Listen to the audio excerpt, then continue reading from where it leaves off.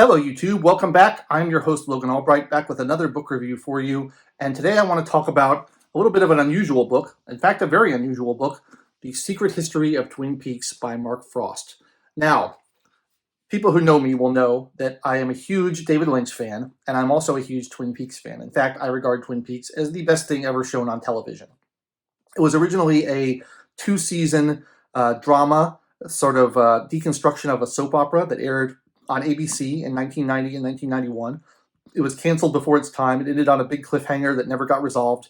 But it also ended with a message that one of the characters says, "I'll see you in 25 years." And it's been a cult classic ever since, and it was gone, gone, gone forever.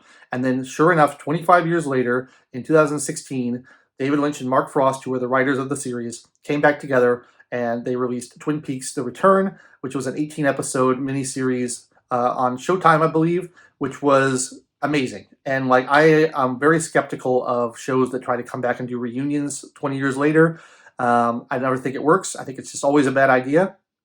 But David Lynch being David Lynch and Mark Frost being Mark Frost, they pulled it off excellently, and I think that the Twin Peaks: The Return is an incredible, incredible TV series, and it's just amazing. There's also a film that came out shortly after the cancellation of the original series called Twin Peaks: Fire Walk with Me, and that was sort of all we had, the fans.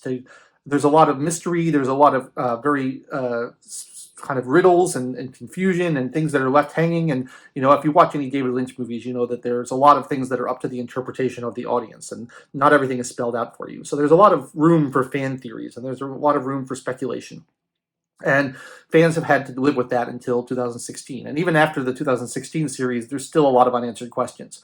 So this book was released, written by Mark Frost. It was released in 2016, just in advance of the new series coming out. And it's formatted like a dossier put together by the FBI on the town of Twin Peaks, on the investigation of the murder of Laura Palmer, which is what the original premise of the series is. This high school girl named Laura Palmer is murdered, and an FBI agent named Dale Cooper comes in to investigate.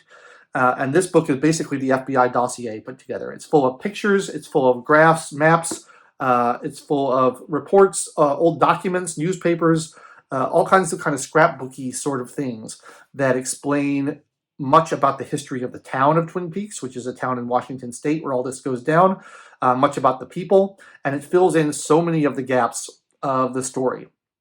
And it answers so many questions, and it kind of sets up the return and gives you more information and a better kind of frame of reference in order to understand and appreciate the Twin Peaks: The Return. So if anyone has watched the original series and is interested in watching The Return and hasn't watched it yet, I would definitely recommend reading this book first, or maybe afterwards, because it fills in so many of the missing pieces. And it's so coherently done. The thing that amazes me about this series as a whole, and about David Lynch and Mark Frost as writers, is how carefully planned out everything is. There's none of this writing by the seat of your pants nonsense that a lot of people do.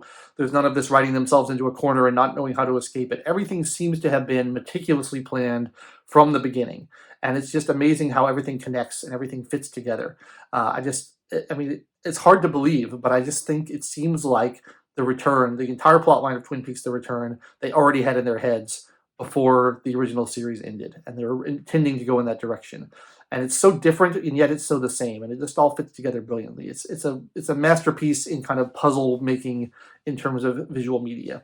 And I just love this book because I think Mark Frost doesn't get a lot of credit.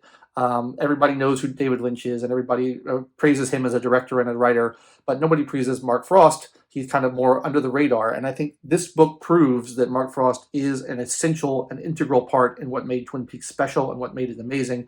And it's just a must-have for fans. It's got all this just very detailed information that ties into the movie, it ties into The Return, it ties into the original series. It gives you much more background on all your favorite characters.